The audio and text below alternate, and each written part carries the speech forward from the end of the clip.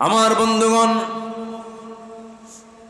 আমার নবীজি বললেন, ওরে আব্দুল্লাহ, চিন্তা করো না, যাও, আমি তোমার জন্য দোয়া করে দিলাম। বিছানায় মরণ হলে পরও তোমার শহীদের মর্যাদা আল্লাহ রাব্বুল আলামিন দিয়ে দিবেন। চলে গেলেন তিনি, আহলে সুফার সদস্য হয়ে গেলেন। কোরআন তার সামনে আসলো। সব সাহাবীর কোরআন তেলাওয়াত একরকম, এই সাহাবীর কোরআন তেলাওয়াতটা ভিন্ন রকম। হাউমা করে কান্দেন আর তেলাওয়াত করেন, হাউমা করে কান্দেন আর তেলাওয়াত করেন। নবীর কাছে রিপোর্ট জমা হলো, হুজুর, নতুন একজন আপনার সাহাবী এসেছে, খুব চিৎকার করে করে কোরআন পড়ে। রাসূল বলছেন, কে? আব্দুল্লাহ। আমার নবীজি কেঁদে কেঁদে বলছেন, সাহাবীরা রে, আমার আব্দুল্লাহর তেলাওয়াতে বাধা দিও না, কারণ আমার আব্দুল্লাহর দ্বীন গ্রহণ করতে নিয়ে এই দুনিয়া বিক্রি করে সেই ঈমানটা গ্রহণ করেছে। জোরে কোন সুবহানাল্লাহ। এটাই হলো আখিরাতের প্রস্তুতি। আমার নবীজি মদিনার মসজিদ থেকে একটা যুদ্ধের ডাক চলে এলো। রাসূল চলে গেলেন যুদ্ধের ময়দানে। সেই যুদ্ধের ময়দানে আব্দুল্লাহ সেই যুদ্ধে শামিল হয়েছিলেন। যুদ্ধ শেষ হলো, নবীজি মদিনার দিকে রওনা দিয়েছেন।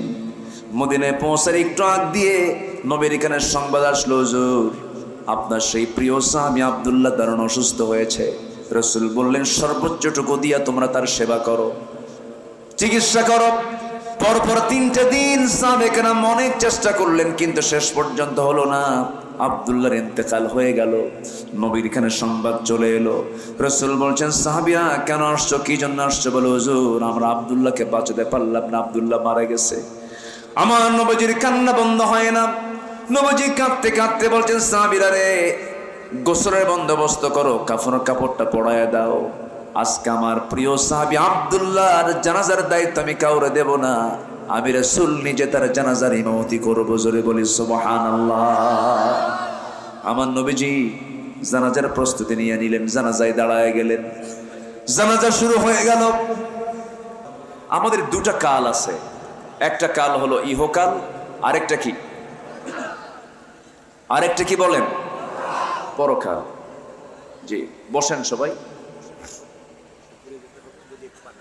যাবেন? তাহলে কেমন হলো বলেন তো? তাহলে আমিও যাই। আচ্ছা আচ্ছা, ঠিক আছে, তাহলে এই চেয়ারগুলো পূরণ করেন। হ্যাঁ, বসেন সবাই। জি জি, শুকরান। জি, চিনছি, একটু বসেন, মেহরবানি করে বসেন। জি, ইনশাআল্লাহ। যে আসুন, আমরা এখন আলোচনার দিকে যাচ্ছি। আমরা চাইবো কার কাছে?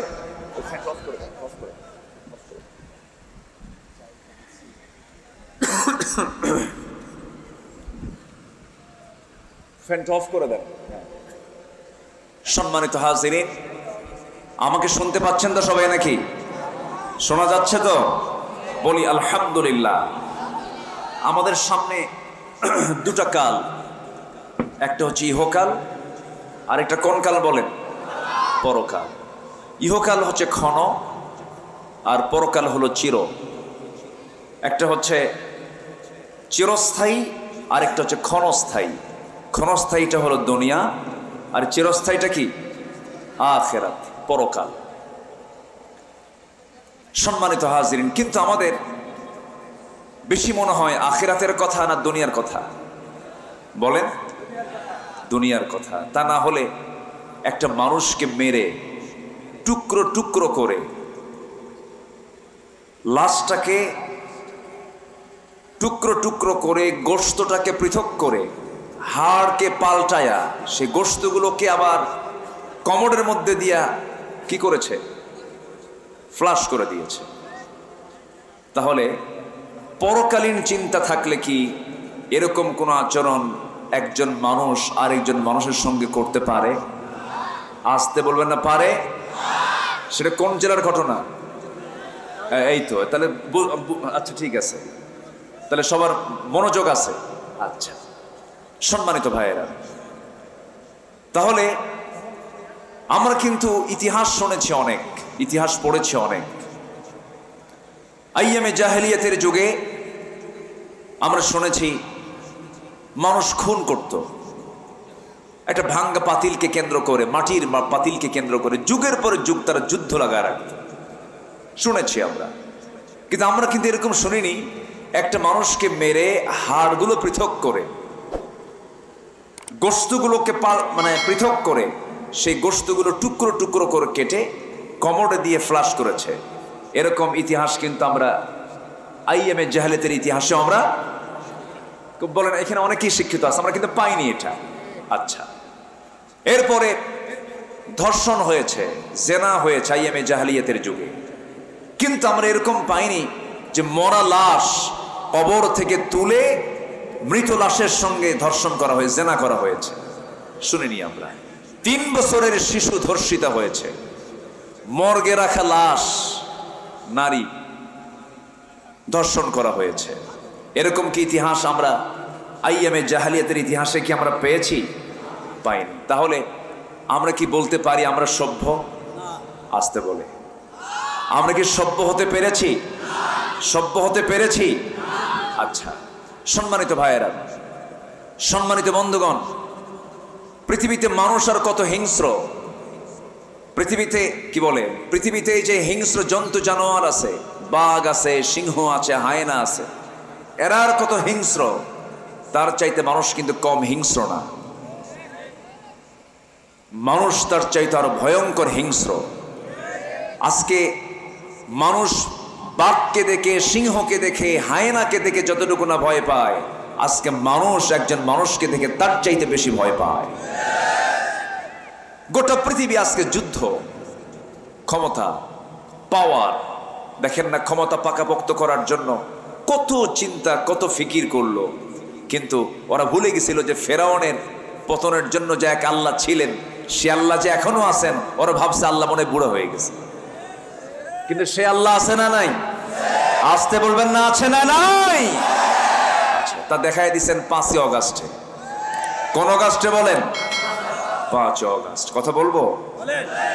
সবার শোনার আগ্রহ আছে তো? জোরে বলি ইনশাআল্লাহ। আলেমরা পালায়? আলেমরা পালাইছে কখনো? এই 16 বছর কোন আলেম কি দেশ ছেড়েছে? বলেন, কোন আলেম কি দেশ ছেড়েছে? ওদের চোখে যারা রাজাকার, ওদের চোখে আমাদেরকে যারা রাজাকার বলেছে, কোন রাজাকার কি পাকিস্তান গেছিল?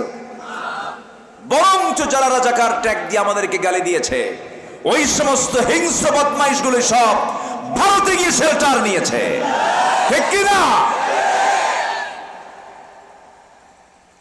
আমরা দেশকে ভালোবাসি, দেশকে দিল থেকে ভালোবাসি। ইসলাম বলে দেশকে ভালোবাসো, এই জন্য ভালোবাসি। ঠিক কিনা? আমরা দেশকে দিল থেকে ভালোবাসি আমরা। সম্মানিত ভাইয়েরা, সম্মানিত বন্ধুগণ, অনেক কথা আছে, জমানো কথা। 2009 সাল আমার জীবনের ফার্স্ট হজের সফর। সেই হজের সফরে আল্লামা সাইদি তার জীবনের, আমার ছিল প্রথম ফার্স্ট হজের সফর, ওনার ছিল লাস্ট হজের সফর। সেই সফরে হুজুরকে প্রশ্ন করা হলো, হুজুর, দেশের ট্রাইব্যুনাল গঠন হচ্ছে, আপনি দেশে ফিরলে আপনাকে গ্রেফতার করতে পারে, আপনি সৌদি গভর্নমেন্টকে একটা অ্যাপ্লিকেশন দিয়ে রাখেন, আপনি দেশেই থেকে যান, আপনি সিটিজেনশিপ পেয়ে যাবেন, নাগরিকত্ব পেয়ে যাবেন। উনি মুস্কি একখান হাসি মেরে বললেন, আমার দল, আমার কর্মী, আমার দেশ, আমার দলের কর্মীরা মজলুম হয়ে মানবতার জীবন যাপন করবে, জেল খাটবে, আমি তার নেতা হয়ে আরামে থাকবো এই জায়গায়। এই শিক্ষা রাসূল দেননি, এই শিক্ষা ইসলাম দেননি। উনি ফিরে এসেছেন, বাড়িতে ঢোকার সুযোগ পাননি, জেলে ঢুকেছেন। 13 বছর জেলেও থাকেন নাই, সেলে থেকেছেন। যারা জেল খাটছেন তারা বুঝবেন সেল কি। সেলে থেকেছেন। সর্বশেষ তাকে মারতে পারেনি কোনো ওসিলা দিয়া, শেষ পর্যন্ত তাকে পয়জনিং করে সুস্থ একটা মানুষকে হসপিটালে নিয়ে বিষ প্রয়োগ করে তাকে হত্যা করা হয়েছে। 1 বছরও কিন্তু যায় নাই। ঠিক কিনা বলেন? 1 বছর গেছে? এই ময়দান আল্লামা সাইদির ময়দান। অতএব তারই হাতে গড়া এই মাহফিলগুলোর এই প্ল্যাটফর্ম থেকে সুস্পষ্ট ভাষায় এই তাফসীর ময়দান থেকে স্পষ্ট ভাষায় জানিয়ে দিতে চাই, যিনি দেশের এই তাফসীর মাহফিলের যিনি রূপকার, সেই আল্লামা সাঈদীকে যারা পরিকল্পিতভাবে হত্যা করেছে, যে মেডিকেল টিম গঠন করা হয়েছিল, অবিলম্বে তাদেরকে গ্রেফতার করা হোক, চূড়ান্ত শাস্তি নিশ্চিত করা হোক। রাজি আছেন কারা কারা? হাত উঁচু করে দেখান।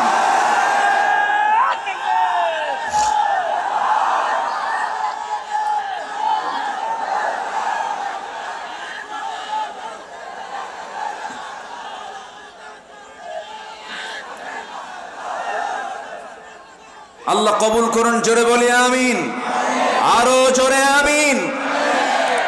আমরা প্রতিশোধ পরায়ণ নই, আমরা কখনো প্রতিশোধ পরায়ণ শিখিনি ইসলাম থেকে।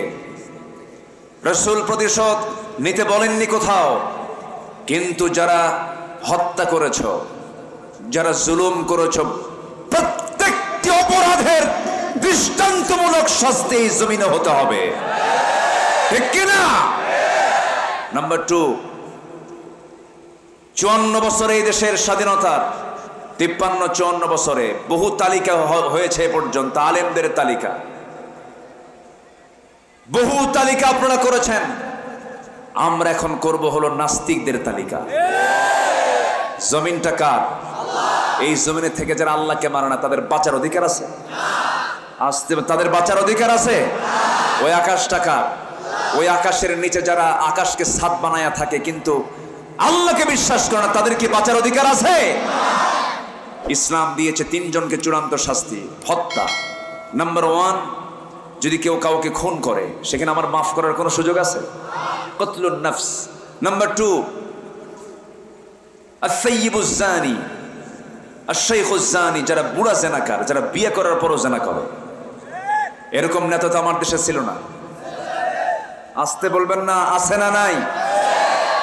কি আছে না নাই? নাম্বার 3 হলো যারা মুরতাদ হয়েছে, যারা দিন থেকে বের হয়ে গেছে, এদের শাস্তি আমি আপনি নিশ্চিত করেছি না আল্লাহ নিশ্চিত করেছে? সেখানে আমার কোনো কথা আছে? তাহলে আমি কি আমার কথা, আমার দাবি করলাম না আল্লাহর আইনের দাবি করলাম? কার আইনের দাবি করলাম? কথা ভুল বোঝা যাবে না। আমাদেরকে এমনি একটা কথা বলবেন না যে আমরা এখানে রাজনীতি করতে এসেছি। হ্যাঁ, রাজনীতি করতে এসেছি, সন্ত্রাস নির্ভর রাজনীতি নয়, ইসলামী রাজনীতি, ঠিক কিনা? ওদের পচা বস্তা নয়, একজনের বাপের দেশ আরেকজনের স্বামীর দেশ, মাঝখান দিয়ে আমরা শেষ।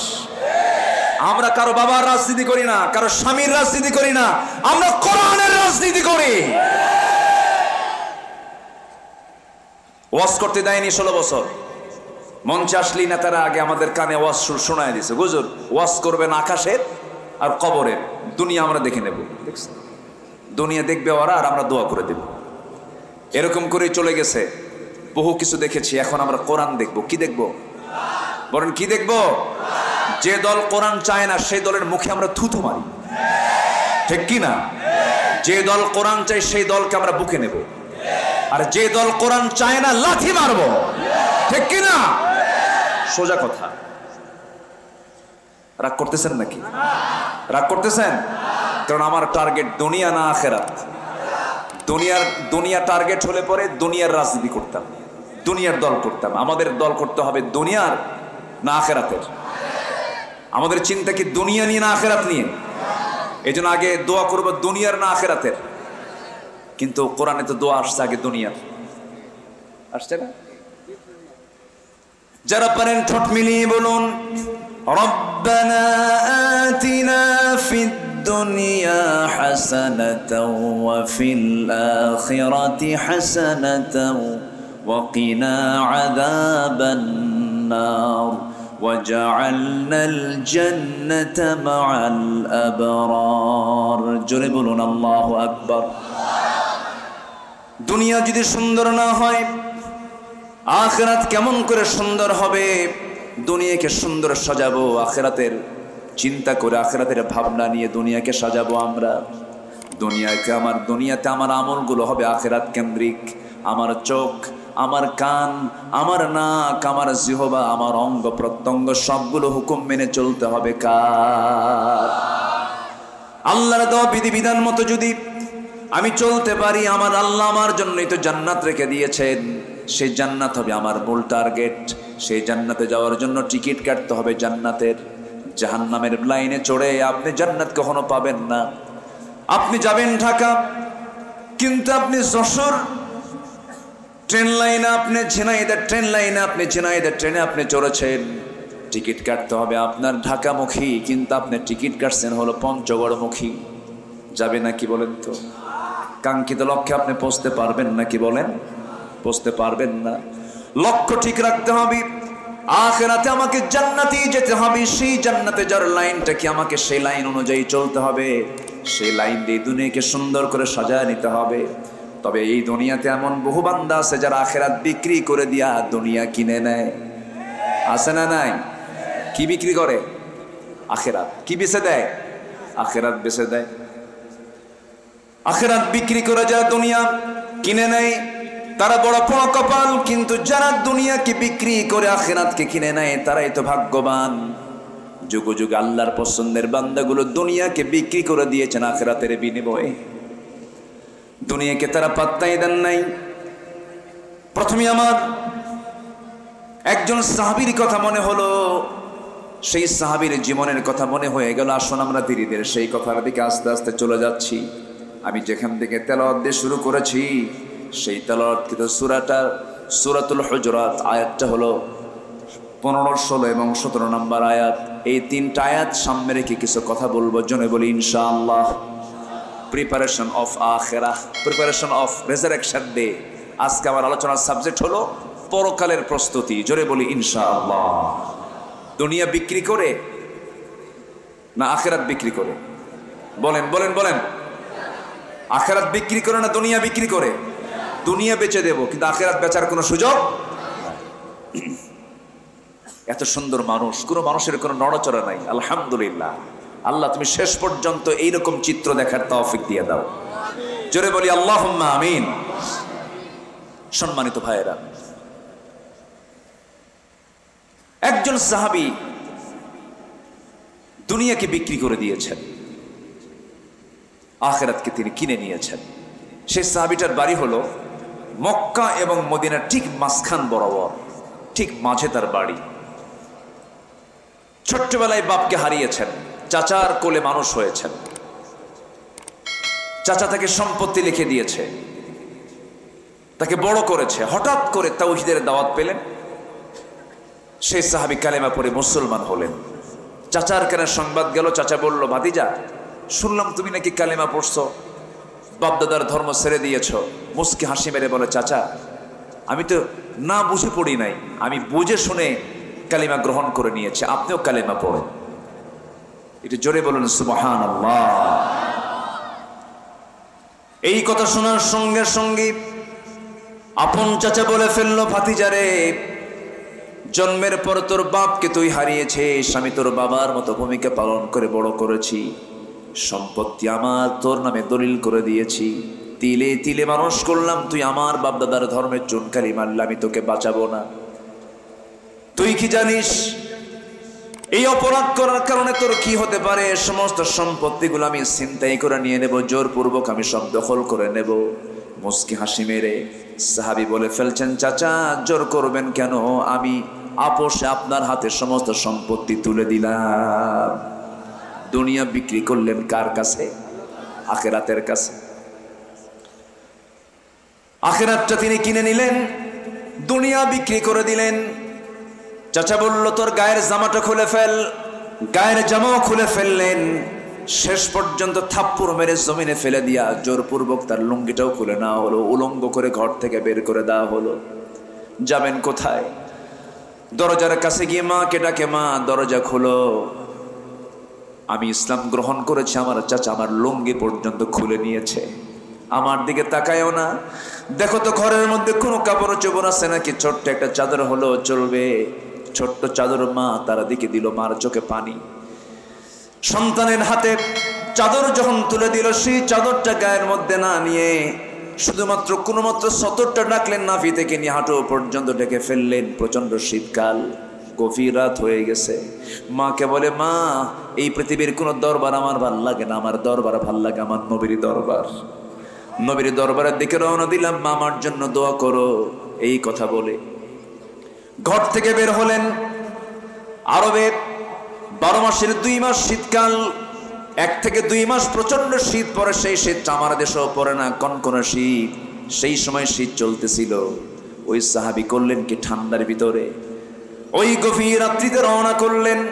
হাড় কাঁপানো শীতকে অপেক্ষা করে পায়ে হেঁটে হেঁটে চলে গেছেন মদিনা পর্যন্ত, নবীর ঘর পর্যন্ত পৌঁছে গেলেন। দরজায় গিয়ে যখন কড়া নাড়লেন সেই সময় ফজর হয়ে গেছে। দরজায় ডাক দেওয়ার সঙ্গে সঙ্গে আমার নবজি দরজা খুলেই দেখেন একজন যুবক খালি গায়ে বস্ত্রহীন অবস্থায় সামনে দাঁড়ানো। আমার নবীজি কিচ্ছু প্রশ্ন করলেন না, দেখে মাত্রই ভিতরে চলে গেলেন। নিজের গায়ের সুন্দর, সবচেয়ে সুন্দর 2টা জুব্বা হাতের মধ্যে নিয়ে এসে যুবককে লক্ষ্য করে বলছেন, যুবক প্রচন্ড শীতের মধ্যে পড়েছ, জুব্বাটা আগে গায়ে দাও, এরপরে কথা হবে। জুব্বা তার হাতে তুলে দেওয়া হলো। জুব্বাটা পড়লেন সাহাবী। এবারে রাসূল বলছেন, ও যুবক তোমার কি হয়েছে বলো। এই সময় তুমি বস্ত্রহীন ভাবে উলঙ্গ দেহ নিয়ে, নগ্ন দেহ নিয়ে আমার সামনে হাজির হয়েছে, এর হাইতুটা কি, এর কারণটা কি? যুবকটা বলতেছে, ইয়া রাসূলুল্লাহ দুনিয়া বিক্রি করে আখিরাতটা কিনে নিয়েছি। জোরে কান সুবহানাল্লাহ। দুনিয়া বিক্রি করে দিয়েছি। ইয়া রাসূলুল্লাহ, আমার নবীজি এই কথা শোনা মাত্রই তিনি বললেন, ঘটনা কি হয়েছে বলো তো। সম্পূর্ণ ঘটনা খুলে বললেন। নবীজির চোখে পানি টলমল করে। আমার নবীজি বলছেন, ওরে আমার প্রিয় সাহাবী তোর নামটা কি আব্দুল উজ্জা? রাসূল বলছেন, না না, তোমার নাম হচ্ছে আব্দুল্লাহ। চিন্তা করো না, এই যে সুন্দর 2টা জুব্বা দিলাম, তোমার চাচা তোমাকে বস্ত্রহীন করেছে, আমি আমার গায়ের জুব্বা আমি তোমারে দিয়ে দিলাম। সাহাবী প্রচন্ড খুশি হলেন। আমার নবীজি বলছেন, ও সাহাবী তুমি আমাকে কিছু বলতে চাও নাকি? এবার তিনি বলছেন, হুজুর আপনি আমার জন্য একটু দোয়া করে দেন। রাসূল এবার হাতটা উঁচু করে বলছে, আল্লাহ আমার আব্দুল্লাহ সুলবাসাদাইনের রক্ত মাংস তার জান তুমি আল্লাহ কাফের বেঈমানদের জন্য হারাম করে দাও। এই কথা বলার সঙ্গে সঙ্গে সাহাবীর মন খারাপ হয়ে গেল। সাহাবী বলছেন, ইয়া রাসূলুল্লাহ কি আপনি আমার জন্য উল্টা দোয়া করলেন কেন? আমি তো শহীদ হয়ে আল্লাহর জান্নাতে যেতে চাই, কিন্তু আপনি আমার জন্য এমন দোয়া করেন আমি শহীদ হতে পারবো না। কাফের বেঈমানদের জন্য আমার জান মালকে আপনি হারাম ঘোষণা করে দিলেন কেন? রাসূল বলছেন, আব্দুল্লাহ রে চিন্তা করো কেন, ওয়াইম্মা তাআলা ফিরাশিহি, তোমার মৃত্যু যদি বিছানায় হয়, জিহাদের তামান্না যদি লালন করো, শহীদের তামান্না যদি লালন করো, তোমার বিছানায় যদি মরণ হয়ে থাকে, তবু আল্লাহ রাব্বুল আলামিন তোমাকে শহীদের দরজা দিয়ে দিবেন। গত 5 আগস্ট পর্যন্ত যারা দেশের জন্য জুলুম থেকে বাঁচার জন্য যারা জীবন দিয়েছে, ঈমান যদি থাকে তাহলে তারা কি? আস্তে কয় কেন? আরো জোরে। এটা নিয়ে ফতুয়াবাজি চলছে আমার দেশে। হ্যাঁ চলছে। আমার দেশে কিছু ফতুয়ার মেশিন গান আছে, ফতুয়া সন্ত্রাসী কিছু আছে না নাই? আছে না নাই? ওরা বলে এটা কিসের শহীদ, অথচ আমার রাসূল বলেছেন আগুনে পুড়ে মারা গেলে, পানিতে ডুবে মারা গেলে, বিদ্যুৎ স্পৃষ্ট হয়ে মারা গেলে, শুক্রবারে মারা গেলে, এই সমস্ত ব্যক্তিকে আল্লাহ তাআলা শহীদের দরজা দিয়ে দেন। তাহলে এই হালতে যদি মৃত্যু হলে সে যদি শহীদের দরজা পায়, শাহাদাতের তামান্না লালন করে যদি শহীদের মর্যাদা পায়, 18 কোটি তৌহিদি জনতাকে জুলুম থেকে মুক্ত করার জন্য একজন ইমানদার, একজন পরহেজগার যদি জানকে কোরবান করে দেয়, সে শহীদ কিনা প্রশ্ন তোলো। যারা প্রশ্ন তোলো তোমাদের মধ্যে মুনাফিকি আছে। আসতে বলবেন না, জোরে বলেন ঠিক কিনা?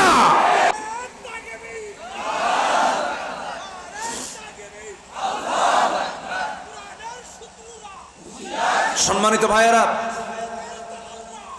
সম্মানিত ভাইয়েরা, জীবন দেওয়া এত সহজ না, ঠিক কিনা বলেন? যত রক্ত লাগে দেব, প্রয়োজনে লোক পাঠাবো, আমি যাব না। এরকম লোক আছে না নাই? কিন্তু মুগ্ধ আবু সাইদ তা করেনি। মুগ্ধ বলেছে পানি লাগবে ভাই, ইয়াং ছেলে, কি সুন্দর তার চেহারা, পানি লাগবে ভাই। কার পানি লাগবে? এই যে পানি। ওইদিকে আবু সাইদ জুলুম শাহীর, জুলুম থেকে বাঁচার জন্য নিজের দুটো হাত প্রশস্ত করে বুকটা ফুলে দিয়ে, বুকের বুতাম খুলে দিয়ে বলেছে, কত গুলি চালাবি চালা, জুলুম থেকে আমরা বাঁচতে চাই। সম্মানিত ভাইয়েরা, সম্মানিত বন্ধুগণ, যুগে যুগে মুনাফিক ছিল, এখনো মুনাফিক আছে না নাই? আসতে বলবেন না, আছে না নাই? এখনো মুনাফিক আছে। সম্মানিত ভাইয়েরা, চিন্তা করেন 5 আগস্টের পরের দিন এই দেশের জাতীয় মসজিদ বাইতুল মুকাররমের খতিব নিখোঁজ। ফ্যান দিবেন না, ফ্যান অফ, এটা প্রবলেম হয় বেশি। খতিব কি হয়েছে? নিখোঁজ, খতিব নাই। কেন? খতিব উধাও হয়ে গেছে। 2 সপ্তাহ পর আবার এটা দখল করার জন্য কিছু সাঙ্গ পাঙ্গ নিয়ে ঢুকছে। আবার মুসল্লি কি ওয়েলকাম জানাইছে না জুতা মারছে? কি মারছে বলেন? জুতা মেরেছে। সেই জুতার বৃষ্টি দেখে মারছে দৌড়। বিকেলবেলা সাংবাদিক সম্মেলন করে বলছে, অসংখ্য জুতা মসজিদে ঢেলাঢেলি হয়েছে, আল্লাহর শুকরিয়া আমার গায়ে একটাও লাগে নাই। বেশরম হলে পরে যা হয়, যার লজ্জা নাই। ওই যে একটা কথা আছে না, এক চোর চুরি করতে গিয়ে গ্রামে ধরা পড়ছে। যে গ্রামের চোর, সে গ্রামবাসী বলতেছে, তোর কি একটু হায়া নাই? এই গ্রামের মান সম্মান ডুবে শেষ করে দিলি।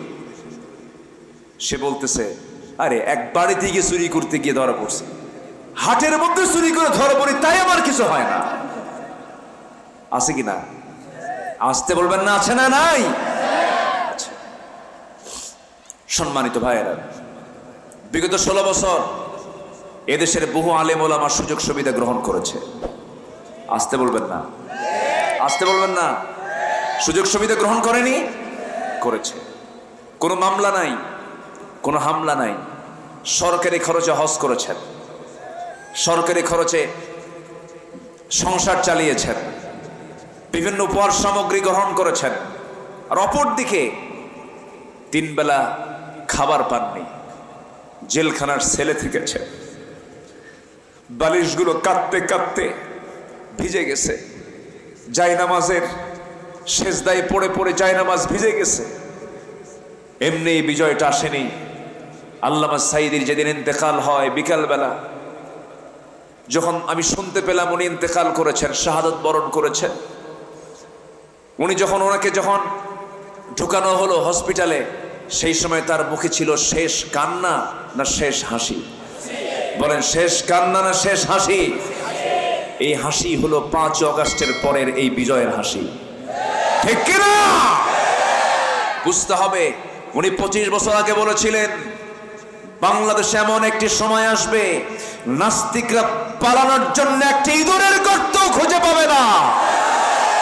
পায় নাই, পেয়েছে কলার পাতা। ঠিক কিনা?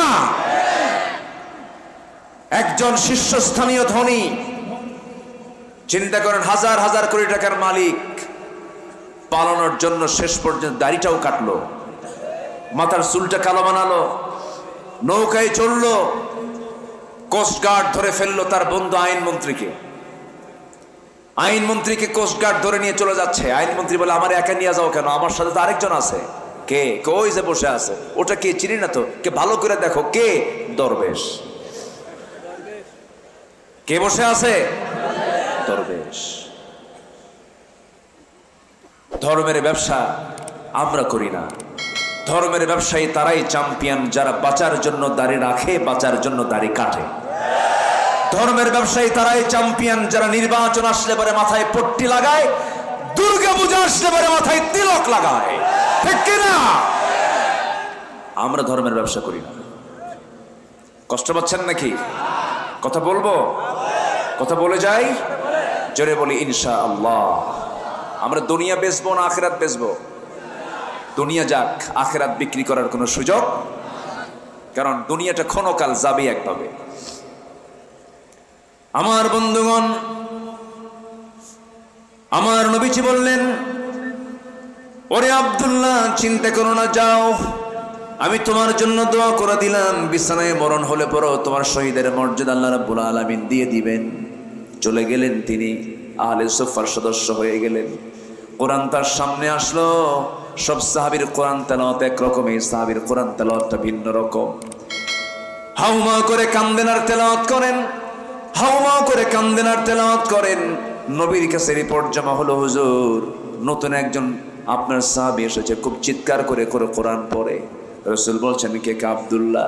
আমার নবীজি কেঁদে কেঁদে বলছেন, সাহাবীরা রে, আমার আব্দুল্লাহর তেলাওয়াতে বাধা দিও না, কারণ আমার আব্দুল্লাহর দিন গ্রহণ করতে নিয়ে এই দুনিয়া বিক্রি করে সেই ঈমানটা গ্রহণ করেছে। জোরে বলেন সুবহানাল্লাহ। এটাই হলো আখিরাতের প্রস্তুতি।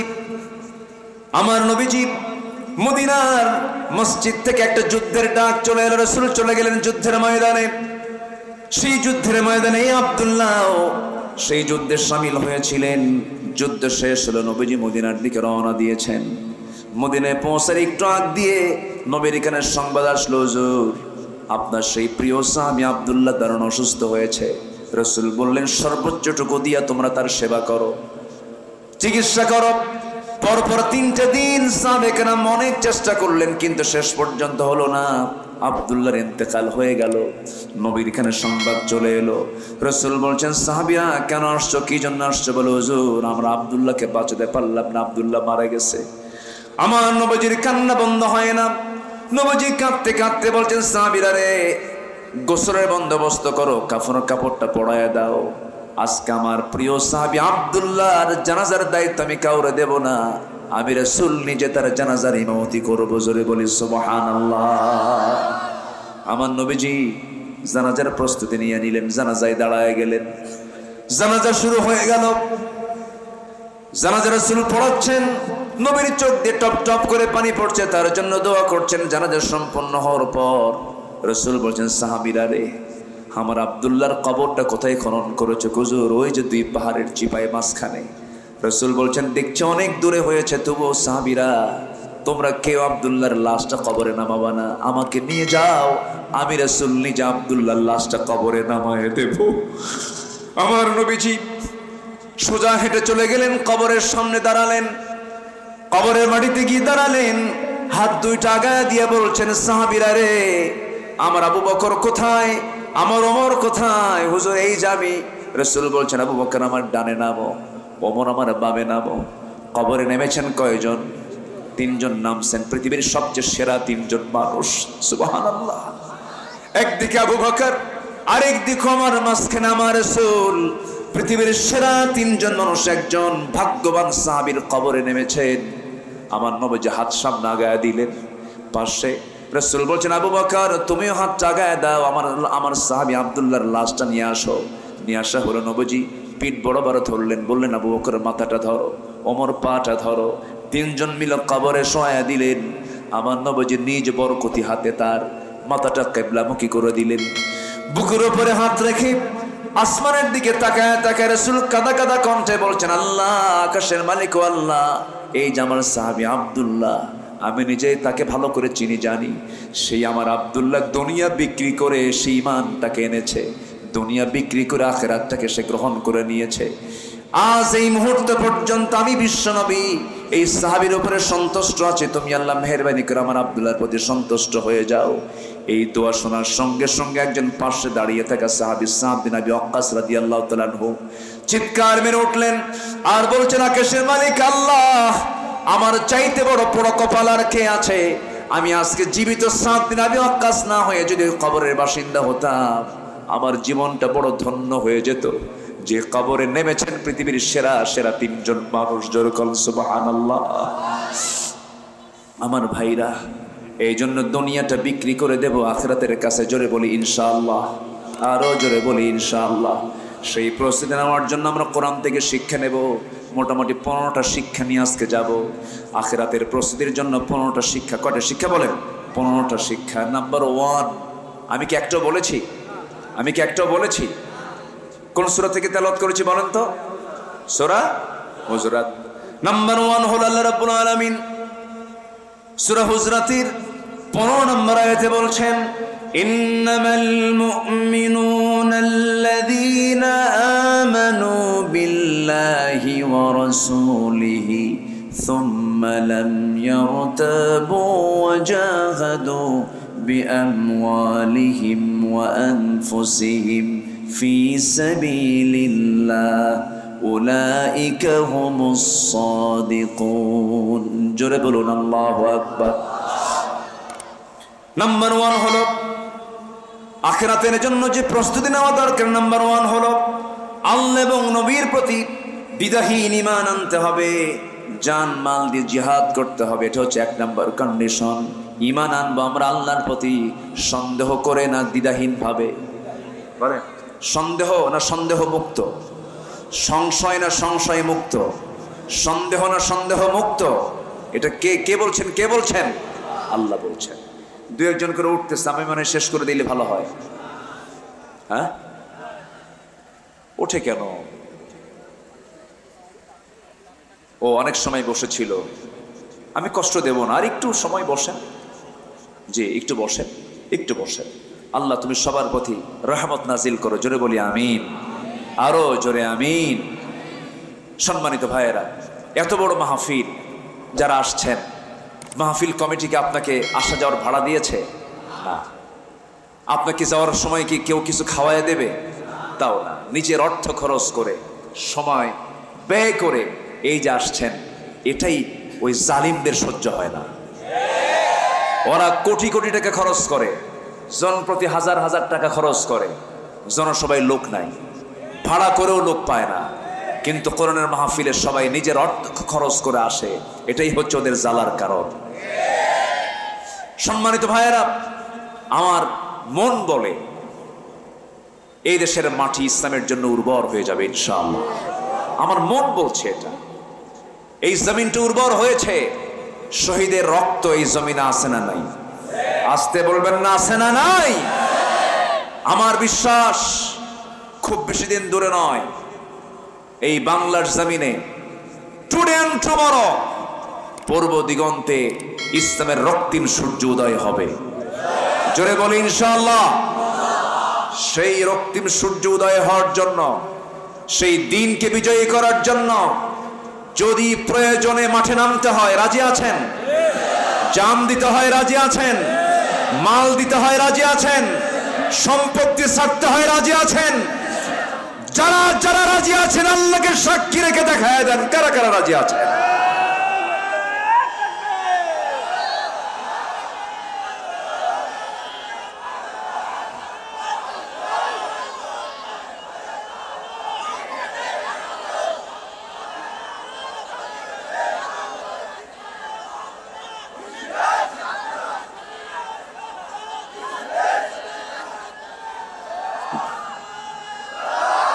আল্লাহ কবুল করেন, জোরে বলে আমিন। আজ 28 অক্টোবর, মনে